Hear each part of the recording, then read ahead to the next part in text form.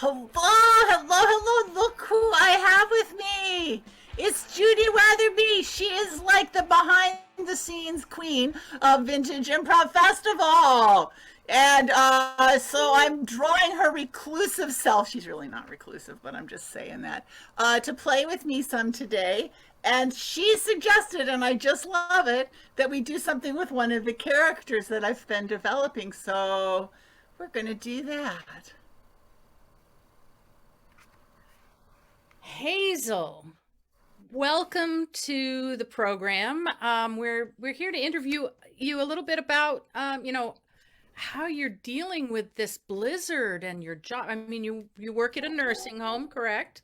That's right. My patients depend on me so much, and this blizzard it's totally disrupted their lives, CJ. I mean, CJ, you just wouldn't believe they're there. At least, thank goodness, they don't have power, Oh but my. no, they don't have power, and I can't get there. CJ, you heard about what happened, didn't you? Oh, your car got stuck in Oh, the snowbank. it Yeah. didn't even, yes, it wasn't even that. It didn't even make it to the snow. I mean, well, like first they told us we had to move it. We had to move it so they could plow snow there. And my son went out to start the car, and CJ, it wouldn't start.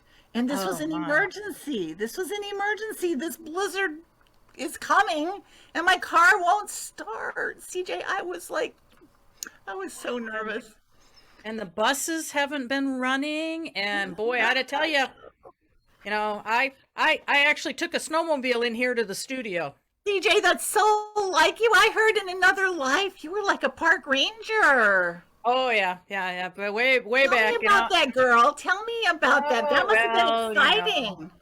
as a park ranger, you get to deal with everything, and I worked winters and summers, so I knew how to ride a snowmobile, borrowed one from my neighbor, and off I came because I knew I had to interview you. So, That is so nice of you, CJ. Did you ever have to ride a snowmobile in the summertime? no, but I've watched races across the water in the summertime. They Oh, see how far they can get their snowmobile across the water before they sink. oh, how far they get? Well, they usually make it across because otherwise they'd have to be fishing their snowmobiles out. Are they like lumberjacks only? Only they're like ski, whatever you call those things. Well, let me just tell you, I am so glad that my son was able to do what he needed to do. It was, AAA makes you wait for 3 hours. Thank God it was at our house. I mean, can you imagine if you were Ah, stuck yeah, in a telling you. blizzard I'm telling alongside you. the road? You'd run out of gas, but your battery's not working, so you couldn't even do that. You'd be Well, freezing. little disclaimer here, folks. I do know Hazel.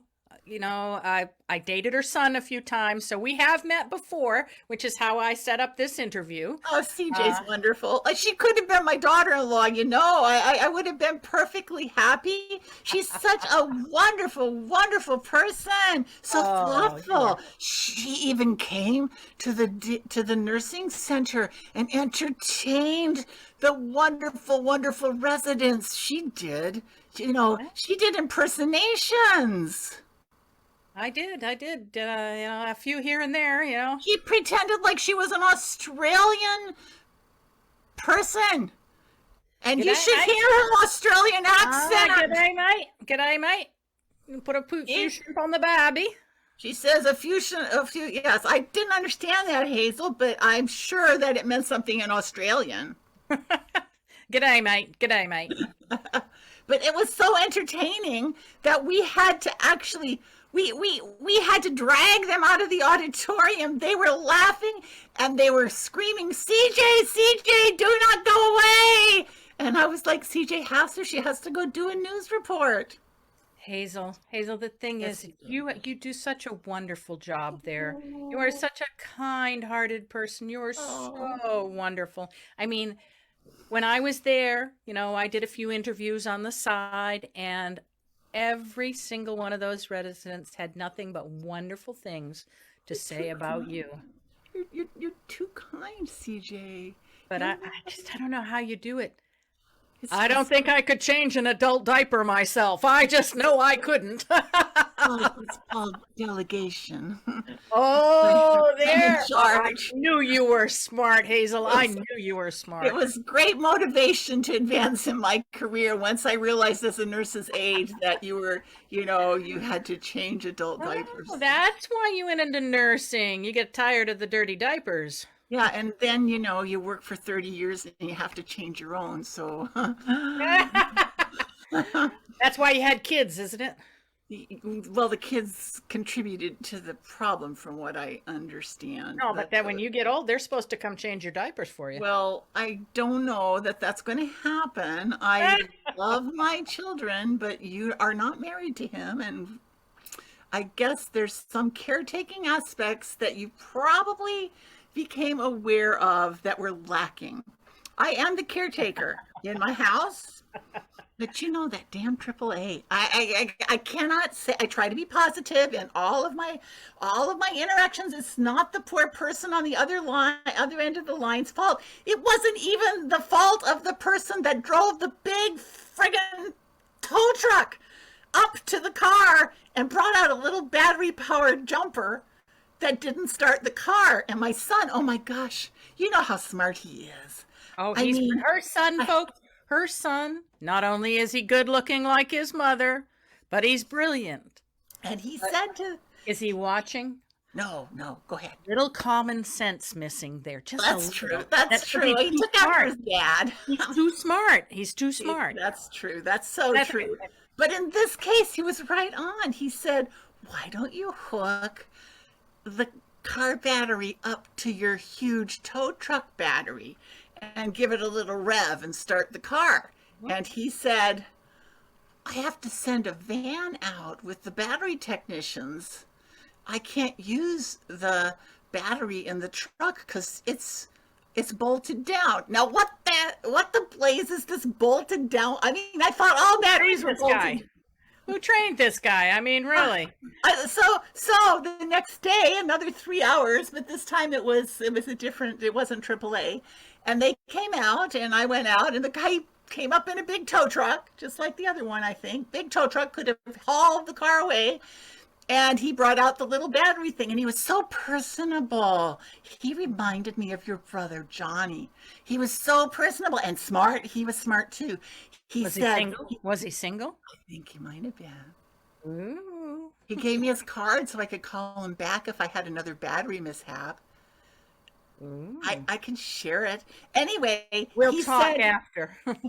he said, do you mind if I use this jump starter first, the battery? I said, I think you're going to have to tow it because they did that and they said it sucked all the life out of the battery charger.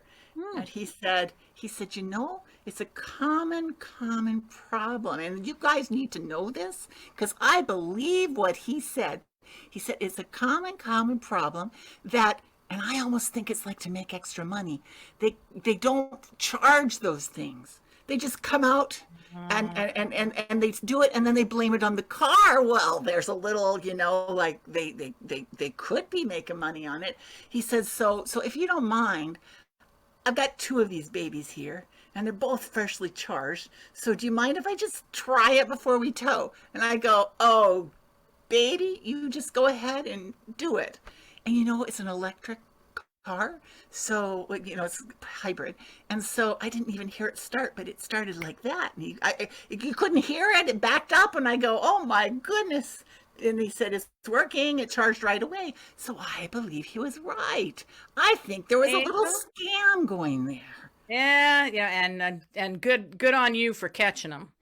Good on I you. didn't turn him in. I've got better things to do than be a snitch. I got to go around but the bad news. We got the car started and I drove it around for an hour to charge up the battery. I'm going to go into the center today. There's 6 feet of snow on either side of my car. I can't shovel out that much snow. Oh my. I don't know what you're gonna do. I mean, well, I tell you what, you got to find a cute guy with a snowmobile.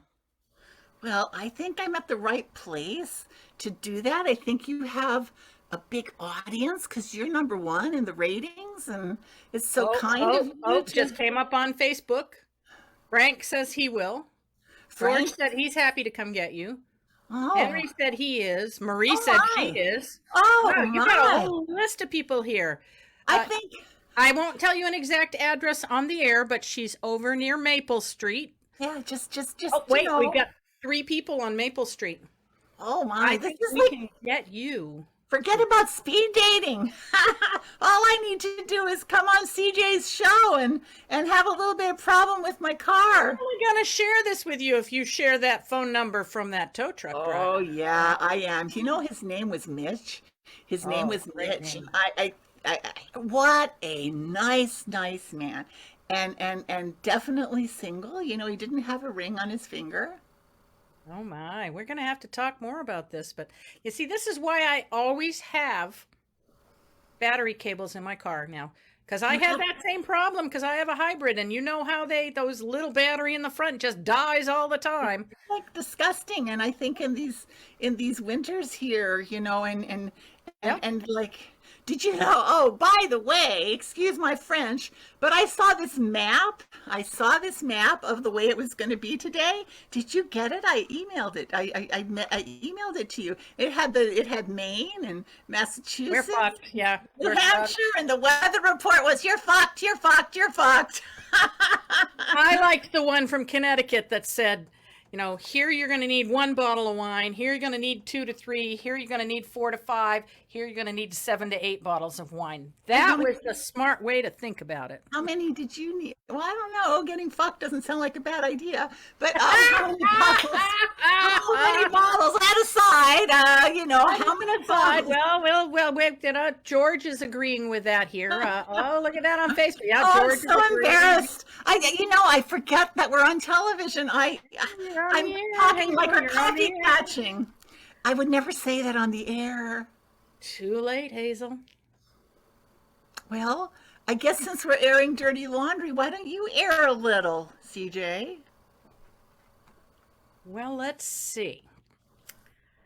I didn't actually borrow the snowmobile. You didn't.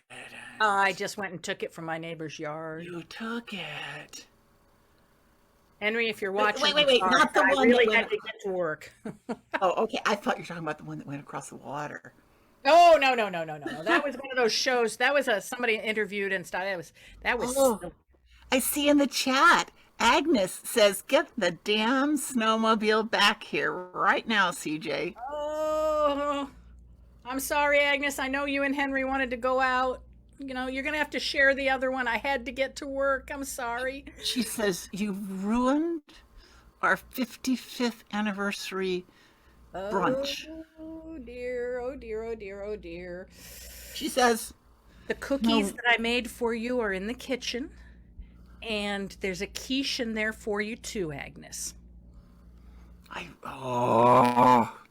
oh my, I don't know. Well, I said fucked on the air, so I guess I can say this. She says that it's no wonder you're a spinster. Agnes. Agnes, Anyone, you can't have that quiche and cookies now. you have the manners of a gray toad. What is a gray toad? Does that have some kind of code meaning, gray I toad? don't know. I think she's just really mad because they were going to go for a ride for their anniversary. Well, you didn't know that. I'm sure you would never. I really should have asked. I really should. But I had Well, to get to work, and I was afraid they'd say no. I know, so And better to Twitter. beg for forgiveness. But in this case, Agnes is still writing stuff in the chat. Okay, we're gonna have to delete that one. No, yeah. Those- Frank, I I don't got even my know what studio that guy. word- He's gonna go and delete that. I don't even know what that word means, but I can tell with all the exclamation points after it that it's not good. Agnes, you are gonna love the quiche. Believe me, there are 2 different kinds in the fridge at my house. There's 4 dozen cookies for you.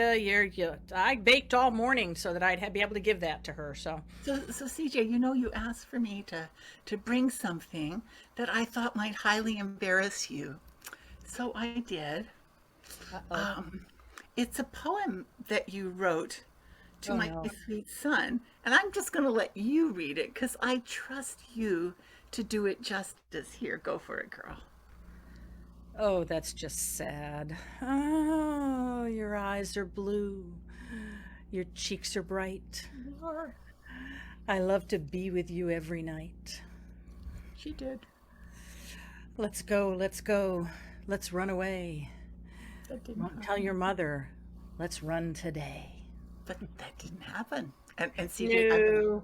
He looked I've at been me and said, hiding. "That's just weird." And that No, was like, well, yeah. that was because I told him if he didn't tell you that was just weird, I would disinherit him. Hazel, so it's all your fault. Well, I wouldn't say it's all my fault He because he dumped could have. me because of you, Hazel. Well, no, He CJ. dumped me because of you. This is the first time hearing of this, Hazel. I thought we were friends. Aren't we? Well, I don't know if you forced your son to break up with me. I'm just I not didn't. sure. I didn't force him. He could have been a penniless bastard and gotten along Oh just yeah. fine Oh, if he really loved you. you were gonna cut him off. Yeah, I that told you inheritance. disinherit. Yes, but he could have made the choice. True love prevails. Don't you agree? He's got a $2 million trust fund that you were gonna let him have. Yeah, I don't think so. True love won't go past that. I couldn't stand Hazel for him to marry you and you just feel like he did it because he was able to provide you security. I wanted you to know that if he married you, just like you deserve, if he married you, it was because he really wanted you, not because he felt the need to provide for you. Nah, that's bullshit. I call bullshit. I still love you, Hazel. I still love you. CJ, Yeah. But the next time we go out, we're going to go to the most expensive restaurant in town and you're buying. that's right. I will. I will. That's true. And we joke around a little bit. She knows that I would never disinherit my son. You would have. She I knows. know you well enough to know you would have. She knows that she shouldn't take it personally, no matter what, because she knows I love her. Oh, I'm really hurt now to find this all out. I didn't realize that you forced him to break up with me. Oh, CJ, He just told me he loved it's, me. it's a small point, but I didn't force him. When you have a choice, and there was a choice, then you're not being forced, except to make a decision. I hate wafflers.